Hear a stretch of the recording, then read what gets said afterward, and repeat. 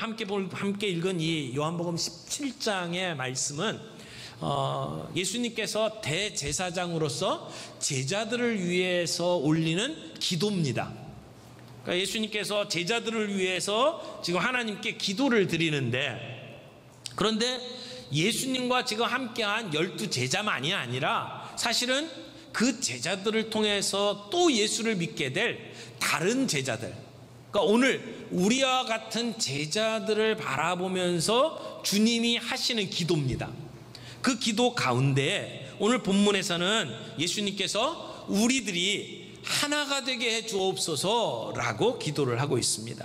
오늘 본문 말씀 다시 한번 보죠. 21절에 아버지여, 아버지께서 내 안에 내가 아버지 안에 있는 것 같이 그들도 다 하나가 되어, 여기서 그들이라고 하는 건 제자들을 이야기하는 거죠. 다 하나가 되어 우리 안에 있게 하사 세상으로 아버지께서 나를 보내신 것을 믿게 하옵소서, 이렇게 기도하고 있습니다.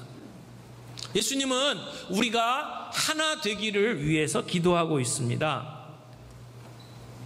우리가 하나가 될 때 우리는 진정한 성령의 역사를 경험할 수가 있게 되고, 우리가 하나가 될 때에 우리는 복음의 열매를 기대할 수가 있습니다. 삼위일체 하나님 안에서 우리가 하나가 될 때에 우리는 하나님의 임재를 경험하고 복음 전도의 능력을 경험할 수 있게 된다라고 하는 것입니다. 그래서 오늘 이 하나됨이 무엇을 이야기하는지 함께 살펴보면서 은혜를 받기를 원합니다. 첫 번째로 우리는 삼위일체 하나님으로 인해 하나가 됩니다. 오늘 본문에 이렇게 얘기를 하죠. 아버지께서 내 안에, 내가 아버지 안에. 자, 아버지 안에 예수님이 계셔요. 그런데 뒤에 있는 표현은 예수님 안에 아버지가 계셔요. 결국 이것은 하나라는 이야기죠. 그 하나됨을 23절에 이렇게 표현을 합니다. 내가 그들 안에 있고 아버지께서 내 안에 계시오. 자, 이것도 포함 관계를 가만히 생각을 해보세요. 내가 그들 안에 있어요. 그들은 누구를 얘기하죠? 제자들. 그러니까 제자들 안에 예수님이 계셔요. 그런데 그 다음에 아버지께서 내 안에 계셔요. 그러니까 예수님 안에 아버지가 계셔요. 제자들 안에 예수님이 계시고 예수님 안에 아버지가 계셔요. 그런데 아까 내 안에 아버지가 계시고 아버지 안에 내가 있다는 얘기는 같은 얘기잖아요. 똑같이 적용을 하게 되면 이렇게 표현이 될 수 있겠죠. 하나님 안에 예수님이 계시고 예수님 안에 우리가 있고, 그것을 연합이라고 이야기를 합니다. 사실은 하나님 아버지는 아버지죠. 아들은 아들입니다. 분명한 구별이 있습니다. 그런데 이 두 인격 간에 하나라는 거예요. 연합이 있는 거죠. 이게 말은 쉬운데 굉장히 신비한 내용입니다. 이해하기가 어렵습니다. 그래서 예수님이 하나님 안에 거하신다? 또 하나님이 예수님 안에 거하신다? 예수님은 제자들 안에 거하신다? 제자들은 예수님 안에 거한다. 그래서 하나됨의 이 교리를 아주 명확하게 우리들에게 설명을 하십니다.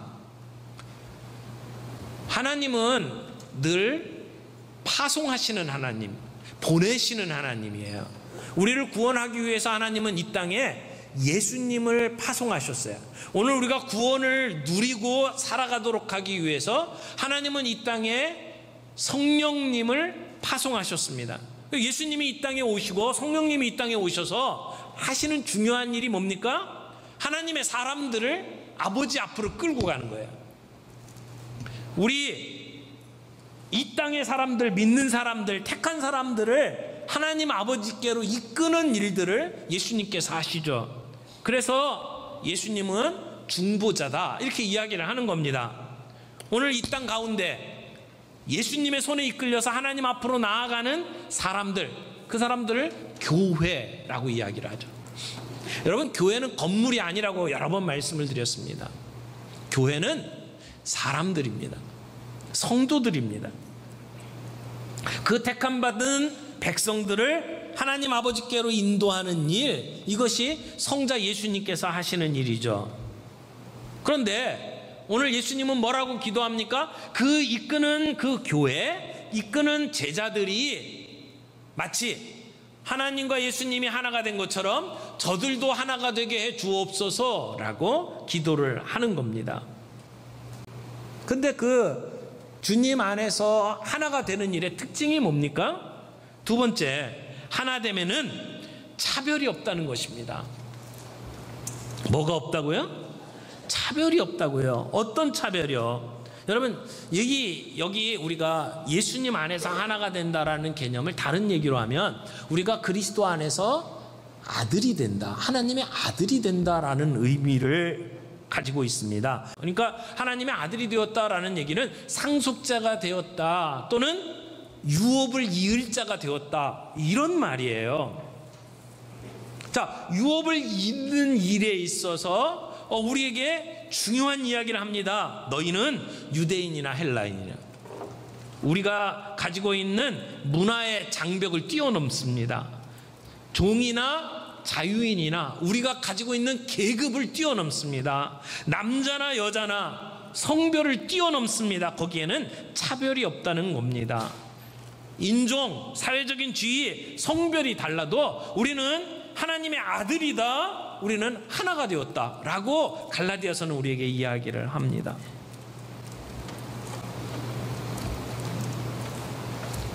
그렇다고 남자와 여자가 구분이 안 된다, 그 얘기가 아니에요. 종이나 자유인이나 구별을 없애자, 그 얘기도 아니에요.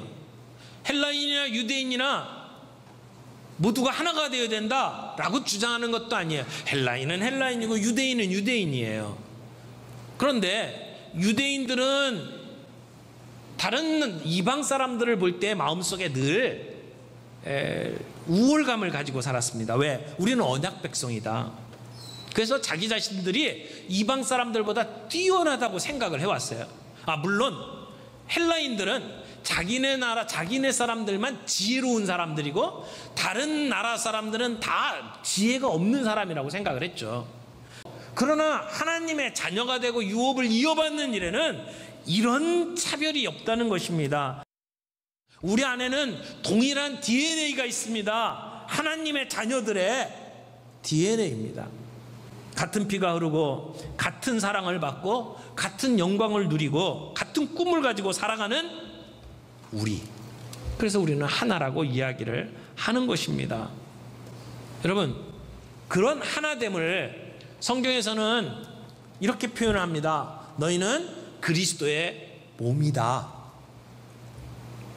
우리가 예수님의 몸이래요. 그리고 우리는 예수님의 몸의 각 지체라고 표현을 합니다. 교회는 예수님의 몸이고 우리는 그 몸의 지체예요. 지체로는 다양하게 존재합니다. 손, 발, 귀, 코, 입, 각각 다른 역할, 다른 의미들을 가지고 우리는 지체로 살아갑니다. 그런데 이것이 함께 연합이 되어서 몸을 이룬대요. 여러분, 이런 개념을 좀 더 쉽게 이해할 수 있도록 여러분들에게 표현하기 위해서 교회를 모자이크로 설명을 좀 해드리고 싶습니다. 그래서 세 번째, 교회는 모자이크와 같습니다. 이렇게 표현을 좀 하고 싶습니다. 우리가 진정한 하나됨을 누리기 위해서 이 모자이크를 좀 이해했으면 좋겠습니다. 이번 여름에 전교인 수련회의 주제가 모자이크 하나됨의 비밀, 이렇게 정했습니다. 왜 모자이크를 이야기합니까? 여러분, 모자이크가 어떤 것인지 아시죠? 도움을 드리기 위해서 그림을 좀 한번 보여드리겠습니다. 우리 모자이크 그림, 요거 보세요. 여러분, 이런 정도 이렇게 막 이렇게 조각들이 모여져 가지고 그림이 이루어지잖아요. 근데 저런 그림을 보면 저게 뭔지 잘 몰라요. 가까이서 보면 저 그림이 어떤 것인지 잘 모릅니다. 근데 적절한 거리를 두게 되면 그림이 어떤 것인지가 보여지죠. 됐습니다. 여러분, 이 모자이크를 가지고 한번 그리스도의 몸된 교회 안에서 우리가 어떤 존재인지를 한번 생각해 볼 수 있기를 바랍니다. 돌이라든지 독이류라든지 유리라든지 그런 깨어진 것들을 가지고 함께 붙여서 만든 모자이크. 거기에는 다양한 색깔들이 존재합니다. 어떤 색들은 화려한 빨간색, 어떤 조각은 차가운 파란색, 어떤 조각은 따뜻한 오렌지색, 또 다른 조각은 편안한 녹색, 그리고 어떤 것은 빛나는 황금색을 띠고 있습니다. 어떤 조각은 굉장히 가치 있어 보입니다. 중요한 역할을 하는 것처럼 보입니다. 그런데 어떤 조각은 별로 쓸모없는 것처럼 보이고, 또 어떤 조각은 평범해 보입니다. 어떤 조각은 촌스러워 보이기까지 합니다. 자세히 살펴보면 작고 때로는 못생긴 조각들인데, 그 조각들이 어울려져 있는 모습을 조금 거리를 두고 쳐다보면 거기에 아름다움이 드러납니다. 한 걸음 물러서서 보게 되면 이 조각들이 말로는 설명할 수 없는 아름다운 그림이 되는 것이죠. 여러분, 이 조각들은 원래 있던 데에서 떨어져 나온 겁니다. 깨어진 것을 다시 붙이는 게 아닙니다. 새로운 방식으로 다른 자리에 위치하도록 놓는 겁니다. 그래서 깨어졌을 때는 부끄럽고 또 용납받을 수 없는 것처럼 느껴지지만, 그러나 다른 자리에 위치하면서 새로운 의미가 부여되는 것을 보게 됩니다. 어떤 조각들은 날카로운 것들이 있어요. 어떻게 보면 그런 것들 때문에 우리들이 서로 상처를 주고받을 수도 있습니다. 그러나 그 조각 하나가 다 중요합니다. 그 조각을 빼면, 그림에서 조각이 빠지면 그림이 완성될 수가 없습니다. 이것이요, 우리의 각자의 인생에서도 동일하게 나타나는 현상이라고 생각을 합니다. 헨리 나우엔이라고 하는 분이 상처 입은 치유자라고 하는 표현을 썼어요. wounded healer라고 하는 표현을 썼는데, 우리가 가지고 있는 인생의 상처들이 있습니다. 살아오면서 부딪히면서 내가 겪었던 삶의 아주 힘든 부분들, 어떤 분들은 자라나면서 학대를 받기도 했고, 어떤 분들은 사람들에게 외면당하기도 했고, 그래서 열등감에 빠지기도 하고 때로는 우울증에 시달리기도 했을 겁니다. 그런 우리의 상처들이 나누어지기 전까지는 그것이 무엇을 의미하는지 잘 모르지만, 그러나 그 상처들이 함께 나누어질 때에 그것이 우리 서로를 치유하는 역할들을 하기 시작을 한다는 겁니다. 수치스럽고 어두웠던 부분이라 할지라도 그것이 예수 그리스도 안에서 함께 나누어지기 시작을 할 때에 사람들에게 용기를 주고 사람들을 치유하는 일들을 하게 됩니다. 우리 주변에 어렵고 힘든 이야기를 듣습니다. 그런데 사실 잘 살고 모든 일이 잘 되어가는 사람이 가서 그 사람을 위로한다고 해도 그 위로가 진짜 위로가 안 됩니다. 그들이 잘 사는 모습 때문에 위로가 안 됩니다. 그런데 그런 경험을 했던 분들이 옆에 가서 그들의 손을 붙잡고, 나도 그랬어, 나도 이 힘든 시간 보냈어, 나도 이 고통을 뚫고 왔어, 함께 나눌 때에 그들은 동질감을 형성하게 되고, 그리고 그들을 통해서 위로를 얻게 되고 치유를 받게 되는 모습들을 보게 됩니다. 그래서 하나님은 우리들이 가지고 있는 아픔과 상처와 그런 고통들을 통해서 다른 사람을 치유하는 역할들을 하신다는 거죠. 그래서 우리는 상처 입은 치유자다, 그런 이야기를 합니다. 그런 관점에서 이 모자이크를 보게 되면 우리 교회는 부족한 조각들이 하나하나 모여져서 하나님의 존재를 세상에 드러내는 공동체입니다. 어떤 조각은 나는 별로 쓸모가 없어 라고 이야기할지 모릅니다. 정말 쓸모없을 것 같은 조각이라 할지라도 그 조각이 빠지면 그 큰 그림을 완성할 수가 없습니다. 우리가 함께 있을 때 우리를 통해서 일하시는 하나님을 세상에 보여줄 수 있다는 겁니다. 사랑하는 성도 여러분, 우리는 그리스도의 몸의 지체입니다. 예수 그리스도를 드러내는 모자이크의 한 조각이라는 것을 잊지 말기를 바랍니다. 우리는 우리가 가지고 있는 그 아픔, 고통, 비록 평범하게 보이는 것이라 할지라도 그것을 통해서 하나님의 나라를 드러내는 일에 초대받았습니다. 함께 모여서 우리는 서로 위로합니다. 함께 모여서 우리가 서로를 격려합니다. 감사해야 합니다. 우리 교회는 그리스도의 몸이라고 그랬어요. 그럼 교회의 머리는 예수 그리스도입니다. 그 예수 그리스도 안에서 우리가 하나가 되는 것이죠. 그럼 어떻게 연합이 됩니까? 우리가 결혼을 하게 되면 남자와 여자가 부모를 떠나서 하나가 된다 이렇게 이야기를 합니다. 남자, 여자, 신랑, 신부 다 분명히 다릅니다. 구별이 됩니다. 그런데 결혼을 통해서 하나가 된다고 이야기를 합니다.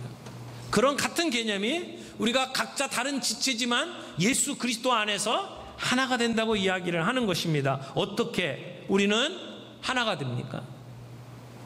내 안에 계신 예수 그리스도, 동일한 주님이 다른 형제자매들의 삶 속에 있는 것을 보면서 하나가 된 것을 확인할 수 있습니다. 이제 우리는 그 하나됨을 실천해야 합니다. 지켜가야 합니다. 어떻게 하면 지켜갈 수 있을까요? 크리스틴 폴이라고 하는 분이 공동체의 하나됨을 유지하기 위한 4가지 실천 방안을 제시를 한 적이 있어요.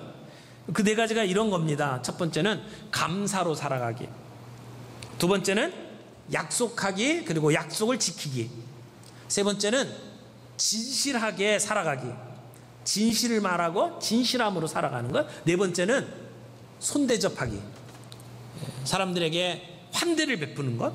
이 4가지를 이야기를 했어요. 이 4가지를 다 설명하려면 오늘 시간이 많이 가서 저는 앞에 2가지만 여러분들과 함께 나누기를 원합니다. 오늘 맥주감사 주일이잖아요. 감사에 대해서 우리가 많은 생각을 할 수 있는 좋은 기회입니다. 그런데 우리가 하나됨을 구체적으로 어떻게 지켜나갑니까? 감사함으로. 이따금 감사하는 것이 아니라 우리의 삶의 모든 순간을 우리가 감사함으로 우리는 공동체를 하나 되게 만들 수가 있습니다. 조지 허버트라고 하는 시인이 이런 시를 썼어요.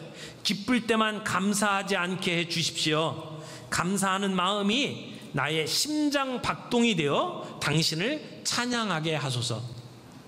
이 감사가 우리의 심장 박동처럼 계속해서 우리의 심장에 고동소리 들리는 것처럼 이렇게 우리 안에 역사하게 해달라고 하는 기도입니다. 여러분, 우리의 삶에 많은 문제, 스트레스를 해결하는 방식은 감사가 최고입니다.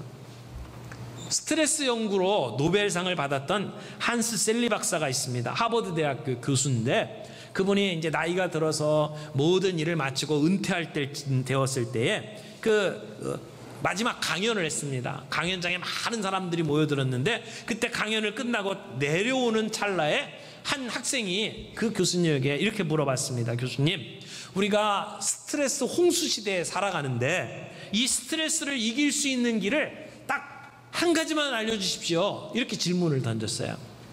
그랬더니 그 노 교수님이 한마디로 이렇게 얘기를 했습니다. appreciation, 감사라고 이야기를 했어요. 여러분, 스트레스 홍수 시대를 살아가면서 우리의 스트레스를 날릴 수 있는 처방전이 뭡니까? 감사라는 겁니다. 감사만큼 강력한 치유제가 없습니다. 감사만큼 확실한 스트레스 정화제가 없습니다. 감사가 우리를 하나로 지켜줍니다. 우리가 서로를 향해서 감사할 거리를 찾고 서로에게 감사하다고 이야기하는 그러한 실천을 좀 했으면 좋겠습니다. 하나는 더, 약속하기와 약속 지키기. 여러분, 약속을 지키려는 마음이 없다면 우리는 우리의 정체성을 지킬 수가 없습니다. 약속이 정말 중요합니다.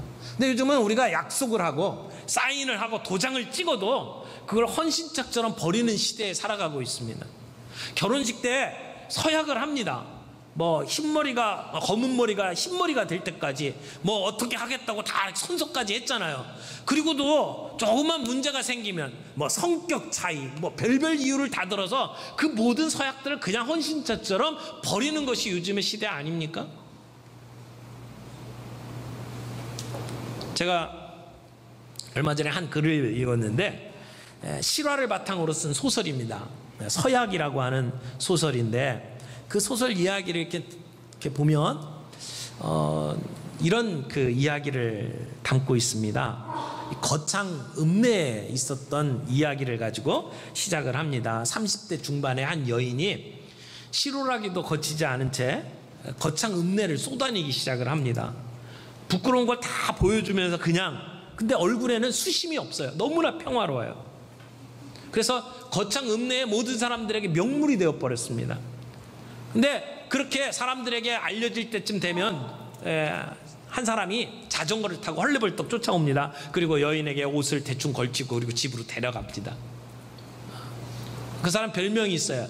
사케오 집사. 키가 아주 작았습니다. 어렸을 때 전쟁고아였어요. 자기 동생하고 둘만 남았던 사람입니다. 근데 그 거지 동냥을 하면서 돌아다녔던 그 모습 속에서 너무 그 동생을 챙기는 모습 때문에 어떤 장로님이 그 아이들 둘을 돌봐주기 시작을 하고, 그래서 나중에 커가지고 이제 포목점을 운영하는 그러한 평안한 삶이 주어졌습니다. 그런데 그때만 해도 전쟁 직후라 이 빨치산들이 끝까지 저항을 하고 있던 그러한 때였습니다. 그런데 이 집에 혼자 있던 사케오의 아내가 집에 있을 때에 이게 양쪽에서 포격전이 벌어졌어요. 깜짝 놀랐고 집 밖으로 뛰쳐나와가지고 보리밭에 몸을 이렇게 숨겼을 때 그때 포탄이 날아와가지고 이 사케오 집사의 집에 떨어진 거예요. 그래서 온 집이 그냥 박살이 나고 불나고 그래가지고 잿더미가 되어버리는 모습을 바로 눈앞에서 지켜보다가 정신을 잃어버렸어요. 그리고 그 순간부터 백치가 되어버린 거예요. 그러니까 아무런 생각이 없는 거예요. 근데 그 백치를 이 집사님이 계속해서 돌봐주는 거예요. 바깥에 뛰쳐나가면 다 쫓아왔고 데리고 오고 밤중에 그 사람 이렇게 목욕을 시켜주고 그러면서 돌봐주는 거예요. 사람들이 그 사케오 집사에게 이야기를 합니다. 이제 백치가 되었는데 데리고 살 수가 없으니까 버리고 새장가 가라고. 근데 이 사람은 너무나 헌신적으로 이 여자를 돌보는 거예요. 그 집에 새들어 살던 젊은 사람 하나가 늘 부부싸움 때문에 고생을 하고, 그래서 지금 지방에 내려와 있던 젊은이가 그분에게 물어봅니다. 밤중에, 아니 집사님, 왜 집사님은 이혼하지 않고 저 사람하고 저렇게 삽니까? 그랬을 때 그 사케오 집사님이 가만히 있다가 부끄러운 듯이 이렇게 이야기를 했답니다. 결혼식 날 내가 하나님 앞에서 한 그놈의 서약 때문에, 하나님 앞에서 한 그놈의 서약 때문에 그 안에 백치가 되어서 살아가는데도 끝까지 돌보고 있다는 얘기예요. 여러분, 단순한 이야기일지 모르지만 우리가 한 약속, 그 약속을 지키는 것이 어떤 것인지를 보여주는 멋진 이야기 아닙니까? 오늘 우리가 공동체로 하나로 살아갑니다.